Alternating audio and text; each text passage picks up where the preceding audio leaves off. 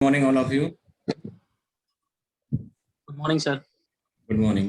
Good कल morning, students sir. Good morning sir. कल जैसे स्टूडेंट्स हमने देखा था कि भाई हमने पाठ योजना के बारे में कल पढ़ा था, ठीक है।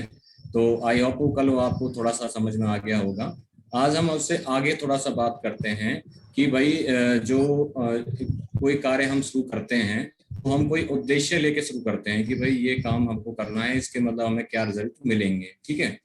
तो जब कोई कार्य का हम उद्देश्य लेकर कार्य आरंभ करते हैं तो उसको हम लास्ट में ये देखते हैं कि वो हमारा जो कार्य है वो कितना सफल हुआ है, ठीक है। इसमें क्या है कि कार्य करने के पश्चात निर्धारित उद्देश्य प्राप्त हुए हैं या नहीं है, इसमें मूल्यांकन का यही है कि भाई आप जब लास्ट में देखते हैं कि जो आप कार्य कर रहे हैं उसको आपने कितना प्राप्त कर लिया है, मतलब आपने कितना बच्चों को सिखा दिया है और बच्चों ने कितना सीख लिया है, वो लास्ट में हम क्या करते हैं, इसका एवल्यूएशन करते हैं, यानी कि मूल्यांकन करते हैं, ठीक है। इसमें हम ये देखते हैं कि ये जो हमारा जो शिक्षण है, जो चीज हम बच्चों को पढ़ा रहे हैं, वो जो हमारा जो भी एनीबॉडी कोई भी कार्य हम कर रहे हैं, वो ये देखने के लिए कि हमारा कार्य सही दिशा में जा रहा है या नहीं, उसके लिए हम उसका क्या करते हैं, मूल्यांकन करते हैं, ठीक है। ऐसे ही कक्षा में निर्धारित जो उद्देश्य होते हैं, जैसे जो कक्षा में जो अध्यापक अपने उद्देश्य निर्धारित करता है कि भाई उसको कक्षा में क्या पढ़ाना है, क्या सिखाना है और वो कहाँ तक पूरे हुए हैं, जब लास्ट में इन चीजों को अध्यापक मूल्यांकन करता है, इसी विधि को हम क्या कहते हैं, मूल्यांकन कहते हैं। इसकी सहायता से हम क्या है कि जो शिक्षक होता है वो अपनी सामर्थ्यता और जो शिक्षक जो छात्र होते हैं उनका मूल्यांकन करते हैं। इसमें ये क्या है कि जो मूल्यांकन प्रक्रिया के सिर्फ आपकी कक्षा से रिलेटेड नहीं है, ये बल्कि जीवन के जो प्रत्येक जो परिस्थितियां हैं उन सब में भी आपका साथ देती है, तो उन सब का भी हम मूल्यांकन समय समय पर करते रहते हैं, ठीक है। अभी हमने बात करी कि भाई इसमें हम क्या करते हैं कि हमारे उद्देश्यों की प्राप्ति कहाँ तक हुई है, उन सब चीजों को देखते हैं। अब इसके जो हम आप ये समझ में आ गया होगा कि मूल्यांकन का अर्थ क्या होता है, ठीक है।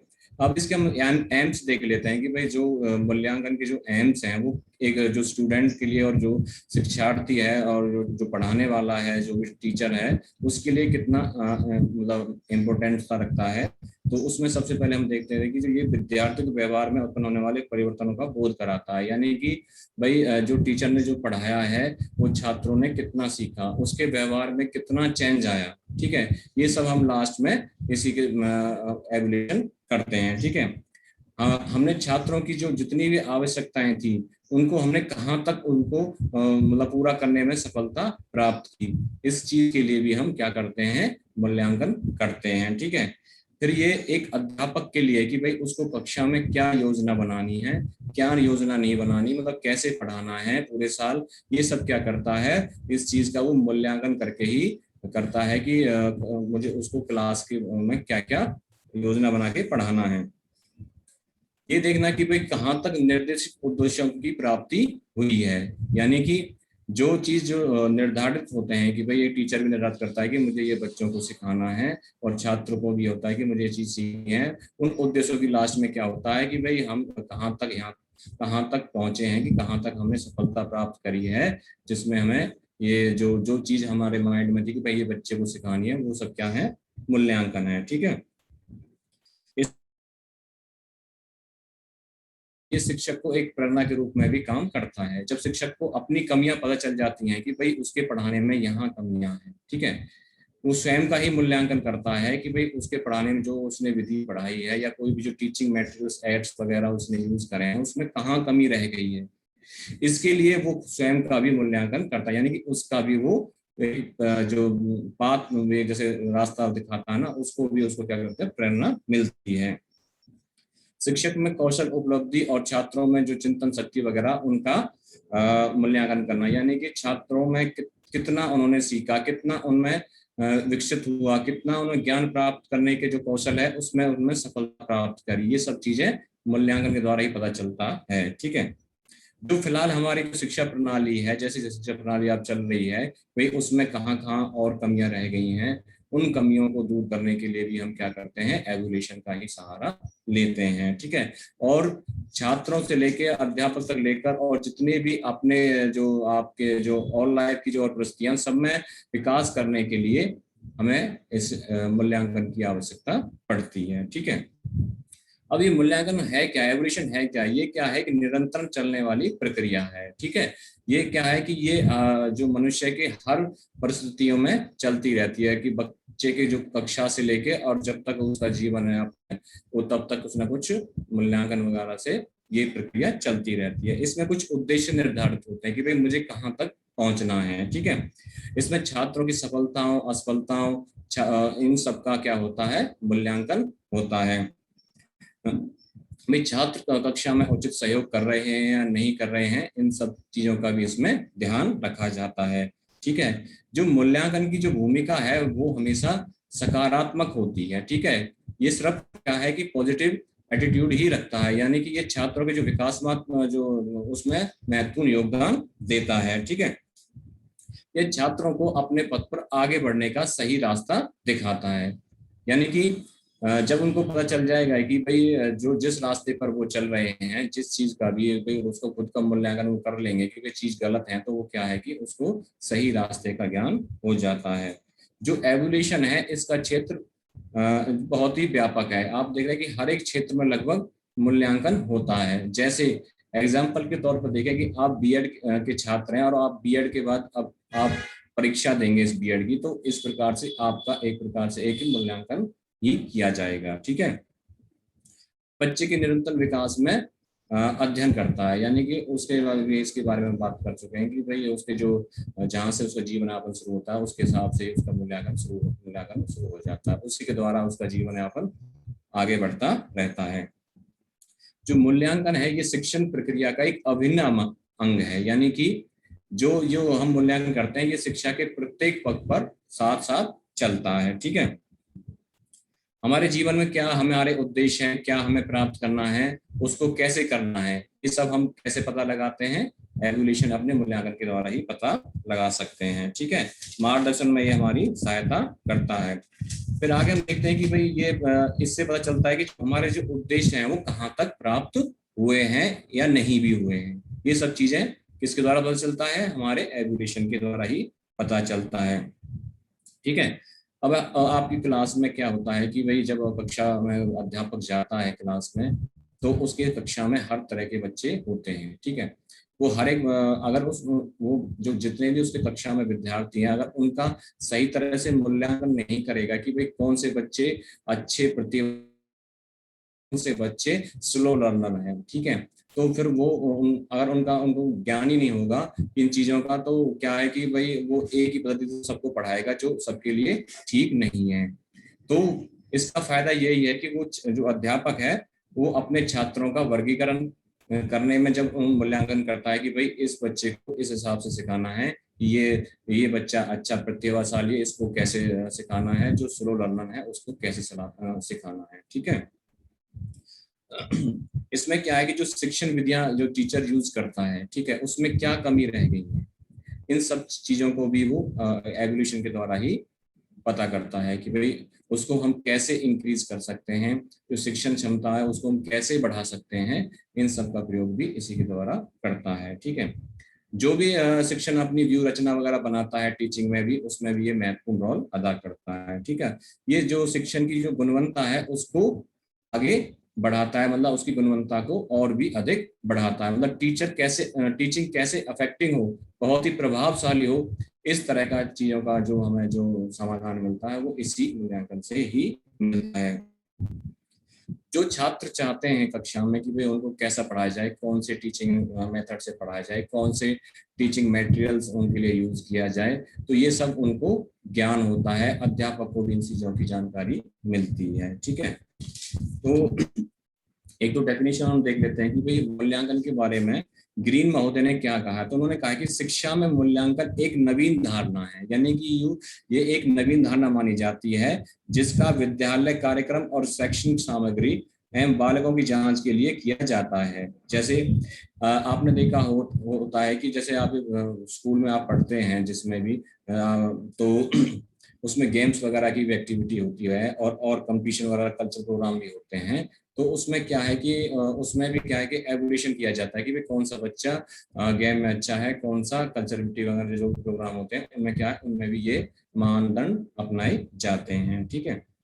जो शिक्षा आयोग आया था 64 में, उन्होंने एक डेफिनेशन दी थी इसके बारे में कि मूल्यांकन एक निरंतर चलने वाली प्रक्रिया है। ठीक है, जो शिक्षा प्रणाली का एक अभिन्न अंग है। ठीक है, इसके बारे में हम बात कर चुके हैं। तो एनसीईआरटी के अकॉर्डिंग इसमें कहा गया है कि इसमें मूल्यांकन में किस विशिष्ट उद्देश्यों की प्राप्ति हुई या नहीं हुई है, इस चीज का हमें ध्यान रखा जाता है। ठीक है। अब हम ये देखते हैं कि जो मूल्यांकन है वो जो इसके गुण हैं, जो इसके करेक्टरिस्टिक्स हैं, वो क्या होने चाहिए। मूल्यांकन की मतलब विशेषताएं क्या होनी चाहिए ऐसी कि जो ये सबसे पहले बात करते हैं वैधता यानी कि वैलिडिटी। क्योंकि इसका जो सबसे जो प्रमुख जो अंग है वो इसकी वैलिडिटी, इसकी वैधता से है कि मतलब कि जो जिस चीज का हम मूल्यांकन कर रहा है, जो एक बार उनके बारे में जो बातें वैध हो चुकी हों वो हमेशा वैध ही रहनी चाहिए। जैसे एग्जाम्पल कहते हैं कि फीवर के लिए हम एक पैरासिटामोल मेडिसिन लेते हैं। ठीक है, अब ये फैक्ट हो गया कि भाई जो पैरासिटामोल है वो हमारे फीवर के लिए काम आती है। अब ये बात आगे तक ही वैध रहनी चाहिए कि ऐसे ना हो कि आने वाले टाइम में कहने लगे कि भाई ये चीजें किसी और के लिए भी यूज हो सकती है। ठीक है, तो ये छोटा सा एग्जाम्पल था कि भाई हम उसकी जो वैधता है वो कैसे आगे बढ़ाए रखें। दूसरा पॉइंट है उसकी विश्वसनीयता यानी रियलायबिलिटी, यानी कि जब जब उनके अंकों का बदलाव हो, यानी कहने का मतलब है कि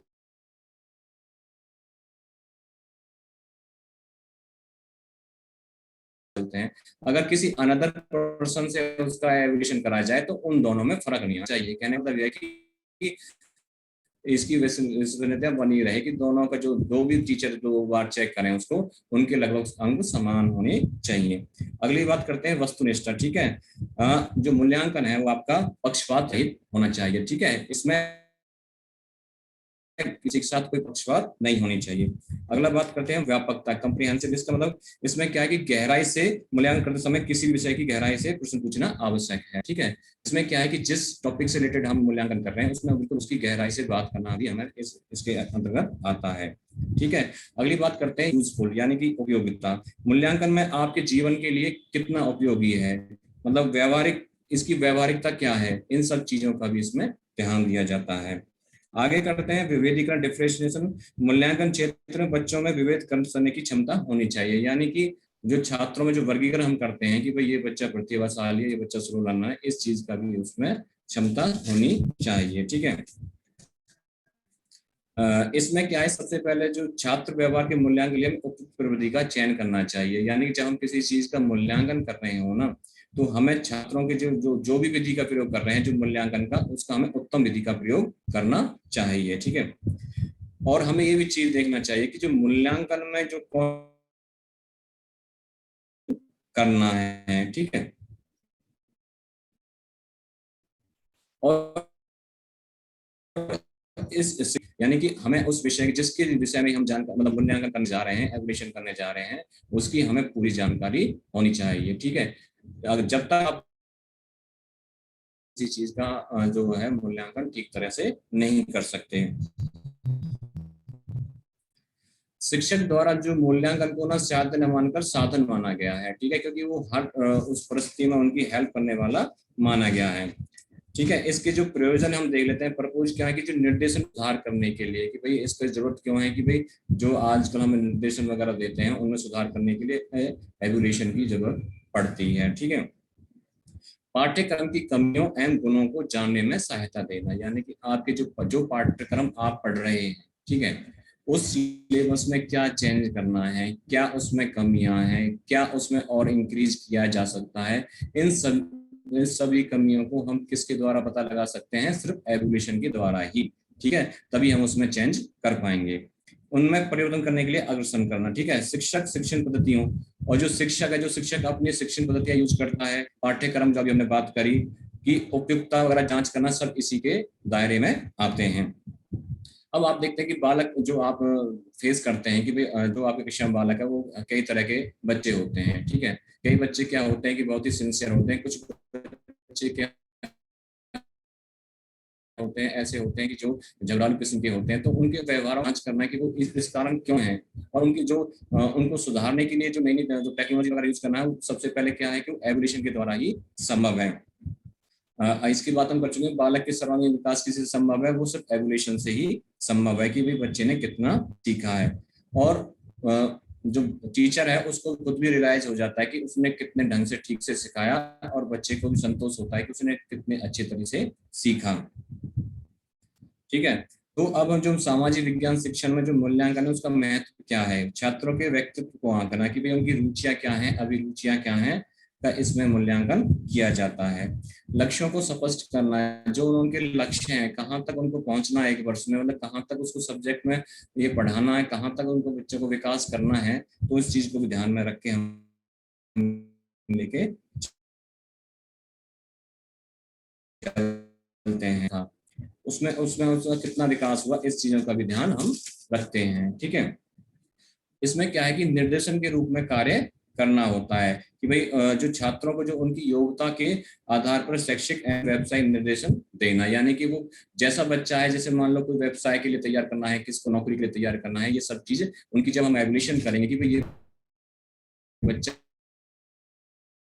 इस चीज के लिए, ये अध्यापक एंड छात्र दोनों को क्या करता है, फीडबैक देता है, यानी कि इन दोनों को ही क्या है कि संतुष्टि मिलती है कि भाई टीचर को भी संतुष्टि मिलती है कि फीडबैक मिलता है कि वो आज उसने कुछ अच्छा पढ़ा है, और स्टूडेंट को भी होता है कि भाई आज उसने अच्छा सीखा। ठीक है।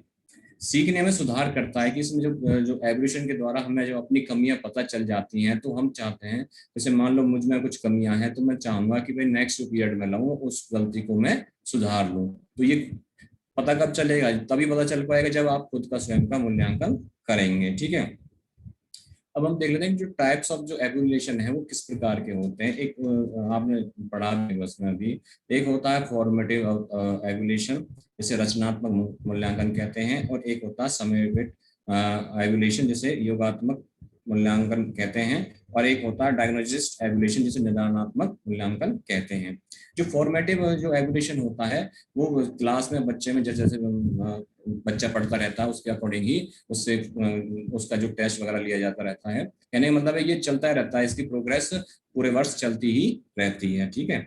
ये जो कमजोर है, जो कठिनाइयां वगैरह आती है छात्रों के उसके विषय में, उनको दूर करने में साथ साथ हेल्प करती है। ठीक है। आगे जो हम बात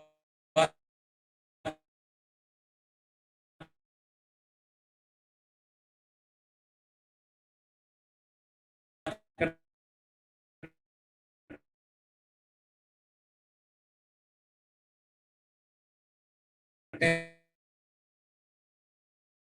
वो समय अभिवेशन, इस वक्त जैसे किस हिसाब से सफल होते रहते हैं। तो इसमें ये पता लगाया जाता है कि भाई उनकी असफलता का कारण क्या है, और उसको हम कैसे दूर कर सकते हैं। ठीक है। अब हम कुछ इसकी टेक्निक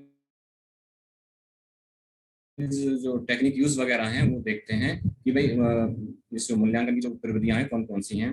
तो सबसे पहले जो आती है कि हम इसे करते हैं निरीक्षण विधि करते हैं ना। निरीक्षण विधि में क्या है कि छात्रों के व्यवहार को निरीक्षण करते हैं, उनकी क्रियाओं को निरीक्षण करते हैं। एक दूसरा टाइप आता है आपका इंटरव्यू टाइप, जैसे साक्षात है, जैसे इंटरव्यू लेते हैं। इंटरव्यू से क्या है कि भाई उनकी रुचियों को जानना, दृष्टिकोण में हुए उनके परिवर्तन को जानना। तो ये सब चीज किसके अंदर आती है, इंटरव्यू के अंदर आती है। जो थर्ड होती है आपकी होती है प्रश्नावली। जैसे हम इसमें प्रश्नावली में क्या होता है कि कुछ क्वेश्चंस वगैरह होते हैं जो कि बच्चों को फिल करने के लिए दिए जाते हैं कि भाई उनकी रुचि क्या है, वो क्या पसंद करते हैं, वो क्या खेलना पसंद करते हैं, उनका फेवरेट फूड कौन सा है, मतलब उनका फेवरेट क्लॉथ वगैरह क्या है। तो ये सब भर के वो बच्चे वापस उनको सबमिट कराते हैं, तो उससे एवोल्यूशन पता है कि बच्चे की जो इंटरेस्ट है वो किस प्रकार किस फील्ड में है। ठीक है। अगला जो है वो क्रम निर्धारण, जैसे हम करते हैं कि भाई कोई बच्चा किस पोजीशन पर है, कौन सी ग्रेडिंग सिस्टम में है। तो ये सब चीज इस क्रम निर्धारण में हम करते हैं। अगला है जो पड़ताल सूची, भाई व्यक्ति सूचना के आधार पर इसमें हम फिल करते हैं कि भाई इस बच्चे ने कितना पूरे साल भर किया। ठीक है। अब जो हम परीक्षा की दृष्टि से देखें, जो फिलहाल जो जिसके बारे में आज हम जो मेन मकसद था सिखाने का, कि जो अब सोशल साइंस में जो परीक्षा होती है वो कितने प्रकार की विधि से एवोल्यूशन किया जा सकता है।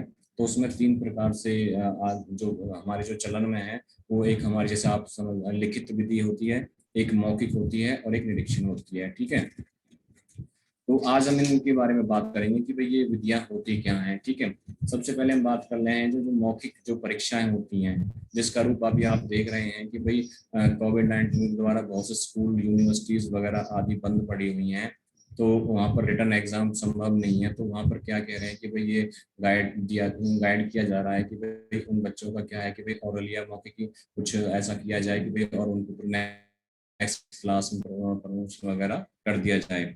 तो इसमें होता क्या है, मौखिक परीक्षा के बारे में देखते हैं। इसमें होता क्या है कि इसमें क्या है कि बातचीत द्वारा प्रश्न वगैरह आदि किए जाते हैं। ठीक है, कि मौखिक में जनरल सी बात है कि भाई क्या है कि भाई ओरली हम एक दूसरे से बात करते हैं। ठीक है, इसमें क्या होता है कि भाई इसमें जो बच्चे की जो ज्ञान में वृद्धि होती है, यानी कि जब हम बच्चे से किसी ओरल एग्रीशन वगैरह करते हैं तो उससे ज्ञान में वृद्धि होती है। ठीक है, उसकी अभिव्यक्ति क्षमता वगैरह का विकास होता है। ठीक है, और उससे अपने ज्ञान समझने में सुगमता रहती है,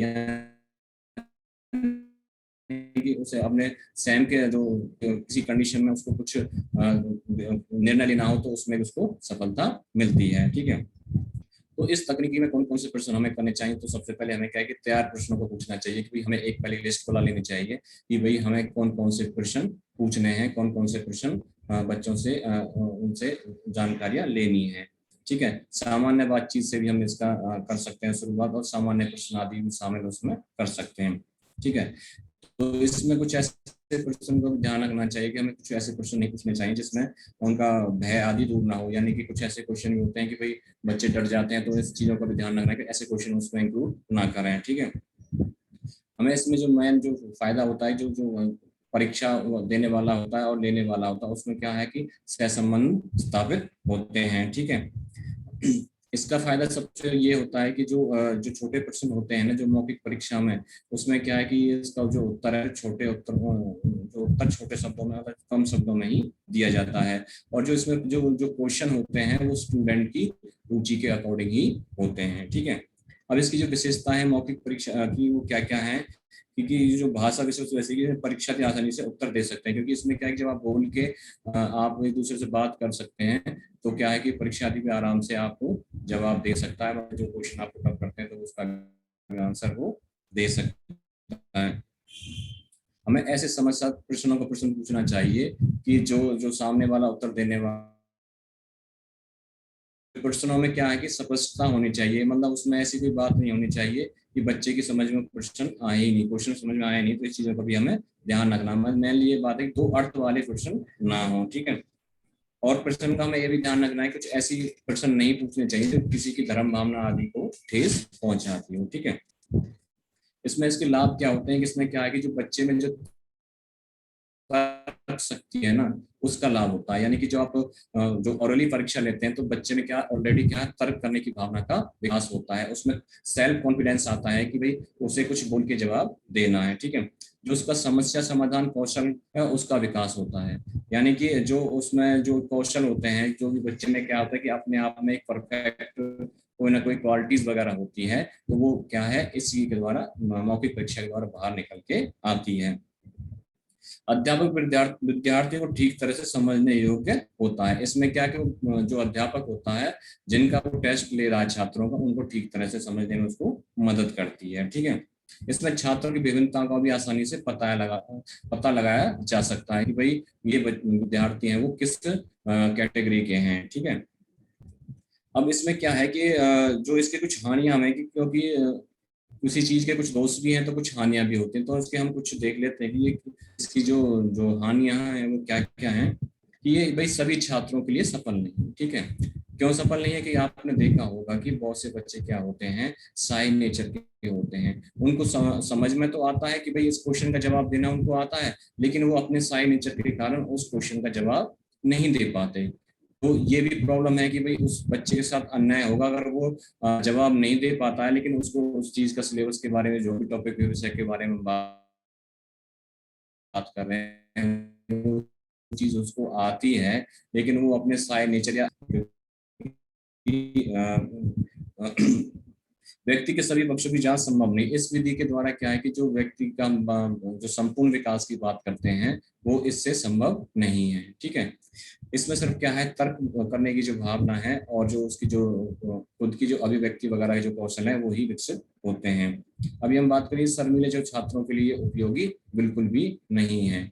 ठीक है, इसमें क्या है कि भाई सभी बच्चों से फेस टू फेस इंटरेक्ट करना पड़ता है टीचर को, तो इसमें समय और शक्ति दोनों ही अधिक लगते हैं। ठीक है, इसमें छात्र की जो विश्लेषण शक्ति है उसका विकास नहीं होता। ठीक है, और सबसे जो मेन प्रॉब्लम है इसमें जो बच्चे की जो हैंड राइटिंग है उसमें भी विकास नहीं होता, क्योंकि बच्चे को सिर्फ बोल के ही जवाब देना है, तो इससे भी उनका विकास संभव नहीं है। ठीक है, अब हम बात कर लेते हैं दूसरी जो हमारी जो प्रवृत्ति है, वो है जो ऐसे टाइप है निबंधात्मक जो परीक्षा हम लेते हैं, जो आजकल हमारे जो प्रचलन में जो आप बीएड रहे हैं, जो हमारी जो परीक्षा प्रणाली अभी फिलहाल जो चल रही है, तो जिसे हम ऐसे टाइप बोलते हैं, जो निबंधात्मक जो प्रणाली है जो अभी फिलहाल प्रचलित है, इसमें क्या है कि जो बच्चे को क्या है कि उसकी जो जो क्षमता होती है वो अधिक विकसित होती है। इसमें उसे क्या है कि उत्तर देने की स्वतंत्रता होती है, और ये क्या है कि इस प्राचीन समय से ही पसंद की जाने वाली एक पद्धति है। ठीक है, जैसे मैं अब इस प्रकार के क्वेश्चन इस प्रकार आते हैं इसमें, जैसे कि आप जैसे सोशल साइंस के स्टूडेंट हो तो आपसे पूछ लिया कि जो 1857 का जो संग्राम हुआ था उसका विस्तार पूर्वक वर्णन कीजिए। ठीक है, इसमें फिर क्या है कि आपको क्या है कि कहाँ से 1857 की क्रांति के कारण क्या थे, ये क्यों कहाँ कहाँ फैला, और कहाँ कहाँ मतलब ये इसकी असफलता के कारण क्या थे, तो ये सब चीज आपको डिटेल में इसमें लिख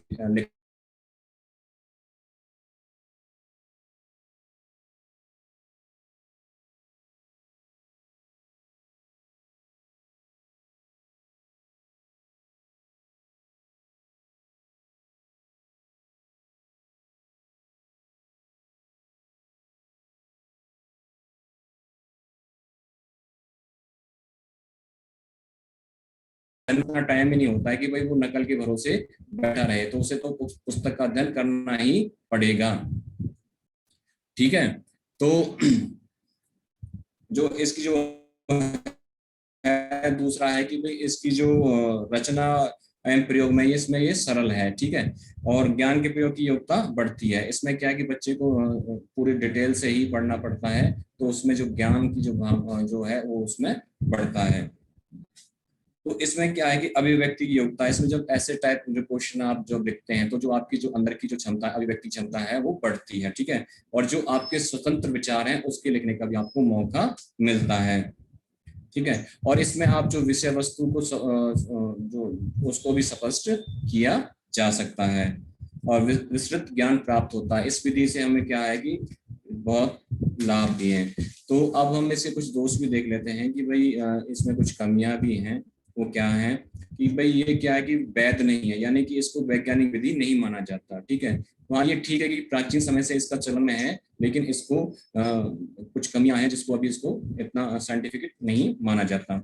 इसमें क्या है कि जो आपकी जो विश्वविद्यालय है उसका अभाव पाया जाता है। क्यों पाया जाता है? जैसे एग्जाम्पल आप देखते हैं कि भाई जब आप कोई एग्जाम दे के आए, आप कोई क्वेश्चन वगैरह लेके आए, ठीक है, जब एक टीचर ने उनको एवल्यूएशन कर दिया और मार्क्स दे दिए, अगर उसी पेपर को हम किसी दूसरे टीचर से चेक कराते हैं तो उस दोनों के जो अंक देने के हैं उसमें डिफरेंस पाया जाता है। मेनली समझाने का मतलब यही था कि भाई इसमें क्या है कि ऐसा नहीं है कि भाई जो पहले टीचर ने चेक करके वो आंसर दिए हैं और जो जो चेक करके जो अंक दिए हैं वो दूसरा टीचर भी उतना ही अंक दे, तो उसकी जो उनमें डिफरेंस पाया जाता है, ये इसकी सबसे बड़ी कमी मानी जाती है।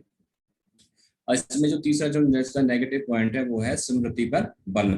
इसमें क्या होता है कि ऐसे भी बच्चे होते हैं जो साल भर मेहनत करते हैं। ठीक है, साल भर मेहनत करते हैं, और लेकिन जो कुछ बच्चे ऐसे भी होते हैं कि जो साल में सिर्फ कुछ ही क्वेश्चनों को याद करके अच्छे अंक प्राप्त कर ले जाते हैं, और फिर उनके साथ अन्याय होता है जो बच्चे साल भर मेहनत करते हैं। कुछ बच्चे ऐसे भी होते हैं कि अंतिम दिनों में कुछ ही क्वेश्चनों को रट्टा लगा के पास हो जाते हैं, इसलिए भी इसको अच्छी नहीं माना जाता आज के टाइम में। ठीक है, अगर जो बात करते हैं उसमें गति पर बल, इसमें क्या है कि जो अधिक तेजी से लिखते हैं इस विधि में तो वो क्या है बाजी मार ले जाते हैं। तो आपने देखा होगा कि कुछ बच्चे ऐसे भी होते हैं कि जो बहुत ही अच्छे होते हैं पढ़ाई में, लेकिन वो क्या होता है कि या तो उनकी हैंड राइटिंग खराब होती है या उनकी जो लिखने की क्षमता है बहुत ही स्लो होती है, और वो पीछे रह जाते हैं। या बेशक उनको सारा सिलेबस या पूरे टॉपिक्स कंटेंट वगैरह बिल्कुल ही अच्छी तरह याद हो, लेकिन वो क्या है कि अपनी इस कमी के कारण अन्य बच्चों से पीछे रह जाते हैं। और इसमें एक बात और भी जो संयोग होता है कि भाई जो साल भर जो बच्चे पढ़ाई करते हैं वो शायद पीछे रह जाते हैं, और जो अंत समय 5-7 क्वेश्चन याद कर लेते हैं वो अच्छे अंक प्राप्त कर ले जाते हैं। ठीक है। तो इसमें एक जो मेन जो भूमिका होती है वो आपकी हैंड राइटिंग की भी होती है, क्योंकि इसमें क्या है कि जो आपका जो हैंड राइटिंग है वो अच्छा होता है, वो टीचर को प्रभावित करता है। यानी जब टीचर एवल्यूशन इसका मूल्यांकन करता है, जो बच्चे की जो हैंड राइटिंग वगैरह उसको देख के क्या करता है, वो उसको देख के अच्छे अंक दे देता है। चाहे उसने क्या है कि पॉइंट पॉइंट बना के कुछ भी उसके लिखा है, लेकिन वो क्या है उसको अच्छे अंक देता है। और एक बच्चा जिसकी हैंड राइटिंग खराब है, उसने बेशक बहुत ही अच्छे तरीके से लिखा है, उसके अंक उससे कम ही मिलते हैं। ठीक है। तो इसमें कुछ सुधार भी हम गुंजाइश है वो कर सकते हैं, जैसे मान लो सारे पाठ्यक्रमों से प्रश्न दिए जाए। कहने का मतलब है कि इसमें ये नहीं है कि भाई आपका जो सिलेबस है उसके पूरे सिलेबस में से ही जो आपके ऐसे टाइप क्वेश्चन है वो बनाए जाने चाहिए। ठीक है। जो प्रश्नों की संख्या है वो उसकी संख्या थोड़ी सी अधिक होनी चाहिए। आप जनरली देखते हैं कि अभी जो फिलहाल जो ऐसे टाइप क्वेश्चन आते हैं वो 7-8 क्वेश्चन आते हैं, जिनमें से आपको चॉइस के आधार पर 5-1 क्वेश्चन करने पड़ते हैं। ठीक है। तो उसके लिए जो मानना है कि भाई इन प्रश्नों की संख्या बढ़ाई जाए। ठीक है। तो इसमें यह है कि उसकी जो शब्दों की संख्या उसको लिमिट थोड़ा सा कम किया जाए, और बच्चों को ये सुविधा दी जाए कि भाई जो वो प्रश्न वो उसमें से सुविधा अनुसार चॉइस कर सकते हैं। ठीक है। और स्पष्ट और निश्चित प्रश्न पूछे जाने चाहिए, जिनका मतलब कोई तर्क के आधार पर बच्चा अपना जवाब दे सके। ठीक है। जिसमें आपको क्या है कि आजकल जो ये जो गैस पेपर वगैरह आते हैं, मतलब इनके आधार से थोड़ा डिफरेंस होना चाहिए कि उसका जवाब बच्चे अपने हिसाब से दें। ठीक है। तो अगला है, बच्चों से ऐसे प्रश्न पूछे जाएं जिसमें क्या है कि वो अपने व्यूज वगैरह अपने डिफरेंट तरीके से रख सकें। ठीक है। ऐसा नहीं है कि जो बच्चे किताब में पढ़ा और उसी को एज ए बिल्कुल सेम टू सेम ऐसा ही उतार दिया। ठीक है। ऐसा नहीं इसमें होना चाहिए। ठीक है। तो एक जो नई हम एक जो हमारे जो और जो इसकी जो नई जो परीक्षण प्रणाली है वो हमारी कौन है, अगली है जो ऑब्जेक्टिव है, जिसमें क्या है हम हिंदी में क्या बोलते हैं, वस्तुनिष्ठ परीक्षण। ठीक है। इसमें क्या आता है कि छोटे छोटे प्रश्नों की अधिकता होती है। जैसे आजकल आपने देखा होगा जो सी टेट है, एस टेट वगैरह है, नेट वगैरह का जो अनदर एग्जाम है, वो सारे इसी विधि से लिए जाते हैं। ठीक है। अभी कुछ जो यूनिवर्सिटीज वगैरह हैं वो भी ये क्या है कि ऑब्जेक्टिव टाइप टेस्ट वगैरह ले रही है नेक्स्ट क्लास में प्रमोशन के लिए। ठीक है। तो ये आजकल बहुत ज्यादा चलन में है। ठीक है। इसमें क्या है, उत्तर छोटे देने होते हैं। ठीक है। कुछ क्वेश्चन ऐसे भी आते हैं कि भाई हाँ या ना में जवाब देना होता है, और इसमें क्या है कि उत्तर स्पष्ट और निश्चित होते हैं। ठीक है। इसमें क्या है कि जो रटने का स्थान है, यानी जो बच्चे जैसे ऐसे टाइप में जब रटते हैं उन चीजों का कोई इसमें स्थान नहीं है। इसमें क्या है कि भाई इसके जो हमें जो लाभ है ये क्या है कि भाई जो इसकी जो विश्वसनीयता है वो उच्च कोटि की है। ठीक है। इसमें क्या है कि समूचे पाठ्यक्रम में से जो प्रश्न है वो पूछे जाते हैं, यानी पूरे सिलेबस में से ही छोटे छोटे प्रश्न बना के वो पूछे जाते हैं। इसमें छात्रों में कोई अनुमान का स्थान नहीं होता। कहने का मतलब ये है कि बच्चे को क्या है कि सिर्फ अगर उसको आएगा तभी उसका क्वेश्चन वो जवाब ठीक तरह से दे पाएगा, क्योंकि इसमें क्या ऐसे टाइप क्वेश्चन की तरह नहीं है कि भाई कुछ भी उसके अंदर लिख दिया। इसमें क्या है कि भाई जो क्वेश्चन है उसका आपको बिल्कुल ही सटीक आंसर देना होता है। इसको थोड़ा कम खर्चीली भी माना जाता है। ठीक है। और इसमें क्या है कि भाई पहले क्या होता था कि भाई आज हमने एग्जाम दिया तो उसका जो रिजल्ट वगैरह था उसको तैयार करने में क्या महीने लग जाते थे, लेकिन क्या है कि ऑब्जेक्टिव जो प्रणाली है इसमें क्या है कि इसमें आप तुरंत रिजल्ट घोषित कर सकते हैं, यानी कि जो आप जो एवल्यूशन वगैरह है वो जल्दी पूरा हो जाता है। क्योंकि आजकल जो एग्जाम वगैरह हो रहे हैं वो OMR सीट पर हो रहे हैं, जिससे कंप्यूटर की सहायता से बहुत ही जल्दी एवल्यूशन किया जा सकता है। ठीक है। इसमें क्या है कि अध्याय का गहन अध्ययन होता है। इसमें क्या है कि भाई ऐसा नहीं कि भाई 4-5 जो ऐसे टाइप में हम क्वेश्चन याद कर लिए उनमें से कोई ना कोई आ गए वो हमने कर दिया। इसमें क्या है कि सारे टॉपिक्स आपको याद करने होते हैं और उनकी गहनता से ही हमें टॉपिक को समझना होता है, क्योंकि इसमें क्या है कि प्रत्येक अध्याय में से प्रश्न पूछे जाते हैं। इसको क्या है कि अधिक वैज्ञानिक विधि माने जाने लगा है। ये क्या है कि अधिक विश्वसनीय और उपयोगी है। ठीक है, इसमें न्यूनतम रट्टा, यानी कि इसमें बिल्कुल रटने की कोई शतान ही नहीं है। ठीक है, इसमें क्या है कि जो आपकी जो हैंड राइटिंग वगैरह उसका भी कोई फर्क नहीं पड़ता जिसका ऐसे टाइप में पड़ता था। ठीक है, तो अब आगे हम देखते हैं कि भाई इसमें कुछ दोष वगैरह भी हैं कि जो इसमें क्या होता है कि जो ज्ञान की जो गहनता है उसमें कमी आती है, यानी कि बच्चा डिटेल्स में से उसको इतने ढंग से नहीं पढ़ पाता, तो उसमें उसमें क्या है कि जो उसका जो लेवल है वो थोड़ा सा कम होता है। तर्क शक्ति का विकास नहीं, क्योंकि उसमें क्या है कि सिर्फ टिक के लगाने हैं, हाँ ना में उत्तर देना, सत्य असत्य वगैरह ऐसे क्वेश्चन वगैरह जो आते हैं उनमें जवाब देना है, तो उसमें क्या है, उसमें से तर्क शक्ति का विकास नहीं हो सकता। ठीक है, इसमें क्या है कि जो इसमें जो लेखन का वो बिल्कुल होता ही नहीं है, तो उसमें बच्चे पीछे रह जाते हैं। इसमें क्या होता है कि जो आगे जो हम अनुमान लगा के भी कई बच्चे क्या करते हैं, जवाब दे आते हैं कि भाई अनुमान लगा के ये अनुमान ये हो सकता है इस आंसर का जवाब, तो ये भी चीज इसमें इसका नेगेटिव पॉइंट है। इसको अधिक खर्चीली भी माना जा रहा है। ठीक है, और इसमें जो एक्सपर्ट की जरूरत पड़ती है इसके क्वेश्चन वगैरह बनाने के लिए, वही कहाँ कहाँ से क्वेश्चन उठाने और किस प्रकार के क्वेश्चन उठाने, इसके लिए हमें अच्छे एक्सपर्ट की जरूरत पड़ती है। अब हम देख लेते हैं कि भाई इस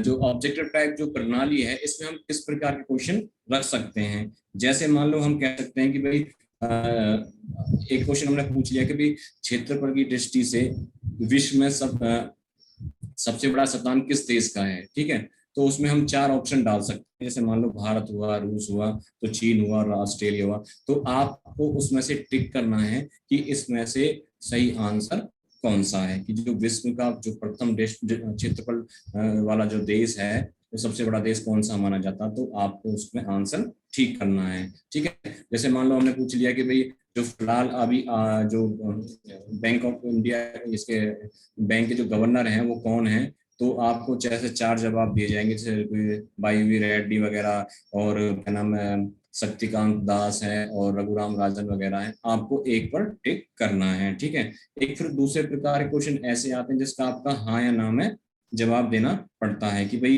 जैसे मान लिया कि भाई चंद्रगुप्त मौर्य के जो प्रधानमंत्री थे वो कौन थे। ठीक है, तो आगे लिखा होता है कि कौटिल्य, तो आपको हाँ या ना में जवाब देना है। ठीक है, फिर एक प्रकार के जो सत्य असत्य वाले क्वेश्चन भी आते हैं, कि जैसे मान लो कि भाई हमारे देश की राजधानी क्या है, तो आगे लिखा होता है कि भाई दिल्ली, तो सत्य या असत्य उस पर आपको टिक करना पड़ता है। ठीक है, इस प्रकार के भी क्वेश्चन आते हैं कि भाई फिल इन द ब्लैंक्स करके छोड़ दिया जाता है कि भैया कि fill in the blanks Akbar का संरक्षक था, तो कौन था। जब आपको पता होगा, जब आपने डीपली ज्ञान होगा, तभी आप बता सकते हैं कि भाई कौन था, उसके लिए ब्लैंक छोड़ दिया जाता है कि उसका संरक्षक कौन था। ठीक है, और जैसे मान लेते हैं कि भाई ब्लैंक करके हमने छोड़ दिया भाई जो वर्तमान में जो हरियाणा के जो गवर्नर हैं वो कौन है।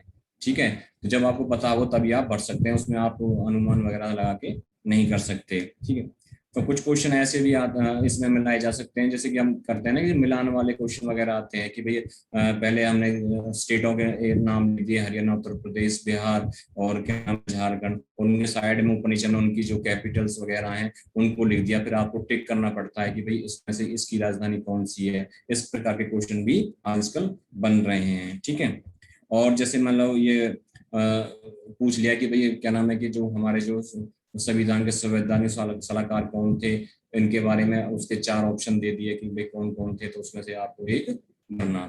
तो ठीक है, तो ये प्रकार की जो एवोल्यूशन की जो प्रणाली है वो मैंने आपको 3 आज डिस्कस करी, जो भी है ऐसे टाइप है, और आपका ऑब्जेक्टिव है, और क्या नाम है जो तीसरा जो मौखिक वाला है, ये सब चीजें हम डिस्कस करी। तो होप आज आपका ये टॉपिक थोड़ा बहुत क्लियर हुआ होगा। ठीक है, तो अब हम देख लेते हैं कि भाई कोई अपने व्यूज रखना चाहता है कि इस टॉपिक से उसने क्या सीखा है, तो कोई भी अपने व्यूज दे सकता है, एक दो पॉइंट करके। ठीक है, आपको आवाज आ रही है मेरी?